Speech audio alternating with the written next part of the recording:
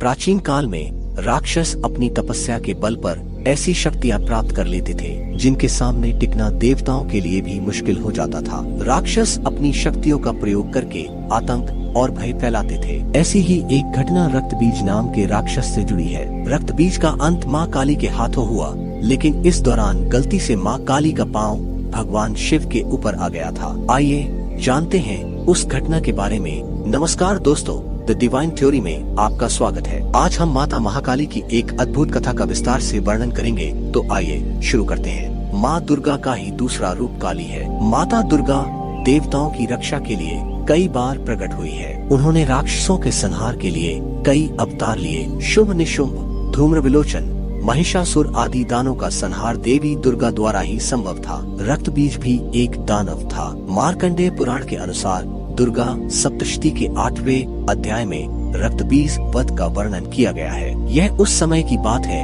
जब शंकुशिरा नामक अत्यंत बलशाली दानव पुत्र अस्थिचर्वण का जन्म हुआ, जो अस्थियों को चबाता था। अस्थिचर्वण के इस कार्य से देवता काफी दुखी रहते थे, इसलिए उन्होंने इस दानव का वध कर दिया। इस घटना से आहत होकर रक्तबीज ने देवताओं से बदला लेने के लिए ठान ली और उसने ब्रह्मा जी की लगभग 5 लाख वर्षों तक तपस्या की।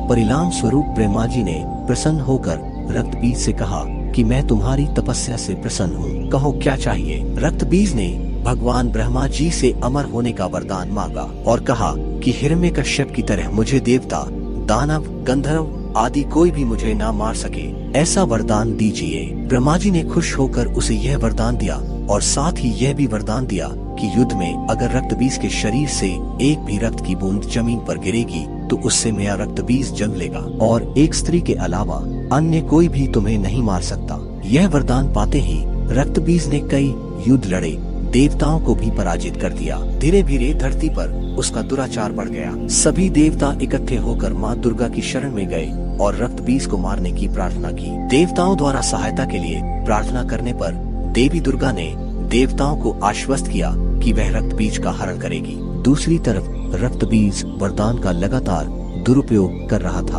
उसने देवराज इंद्र को युद्ध में परास्त कर स्वर्ग अपने अधीन कर लिया। डर के मारे सभी देवता धरती पर विचरण करने लग गए और मनुष्यों की तरह रहने लगे। ब्रह्मा, विष्णु और महेश के पास जाने पर भी जब देवताओं को इस समस्या का समाधान नहीं मिला तो सब देवता मिलकर काली तीर्थ गए। सभी देवताओं ने मिलकर माँ काली की स्तुति की।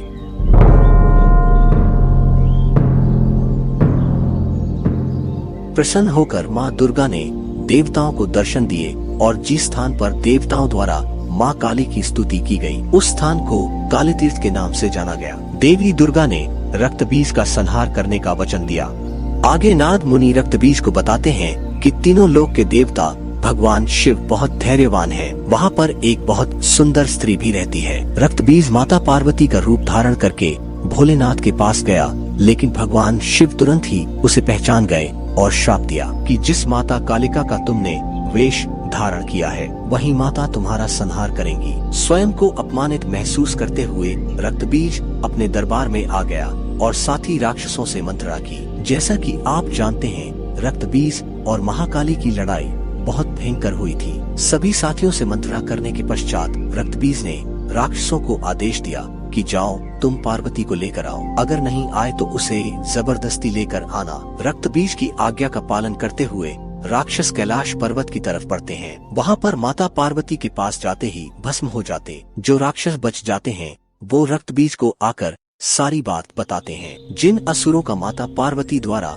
वध किया जाता है उनमें चंडमुंड भी शामिल होते हैं। आपकी जानकारी के लिए बता दें कि चंडमुंड भी रक्तबीज के शरीर से निकली रक्त की बूंदों से जन्मे थे। धीरे धीरे संपूर्ण धरती पर राक्षस ही राक्षस हो जाते हैं, क्योंकि राक्षसों की खून की बूंदें जैसे जैसे धरती पर गिरती हैं, हर बूंद से एक नया रक्तबीज बन जाता है। यह देखकर माता पार्वती चंडी का रूप धारण करती है और रक्त की जितनी भी बूंदें रक्तबीज के शरीर से निकलती है उन्हें वह निगल जाती है। इस तरह माता पार्वती ने चंडिका यानी महाकाली का रूप धारण करके रक्तबीज का वध किया था। चंडमुंड रक्तबीज से पहले ही मृत्यु को प्राप्त हो जाते हैं, लेकिन शुंभ निशुंभ के बारे में कहा जाता है कि उनकी मृत्यु रक्तबीज के बाद हुई थी। शुंभ निशुंभ का वर्णन दुर्गा सप्तशती के 9वें और 10वें अध्याय में मिलता है। इससे भी यह स्पष्ट होता है कि इनकी मृत्यु रक्त बीज के बाद हुई थी। वर्तमान में कालीमठ, जो कि रुद्रप्रयाग उत्तराखंड में सरस्वती नदी के निकट है, कहते हैं कि सरस्वती नदी में लाल रंग की एक शिला है जिसे रक्तबीज शिला के नाम से जाना जाता है। रक्तबीज के वध के बाद भी मां काली का क्रोध शांत करना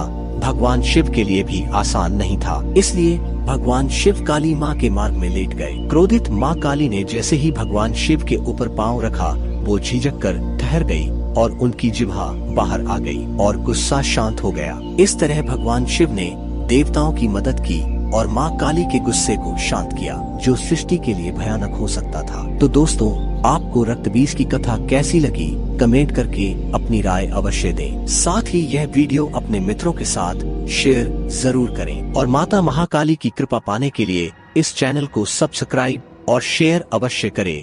जय माता दी।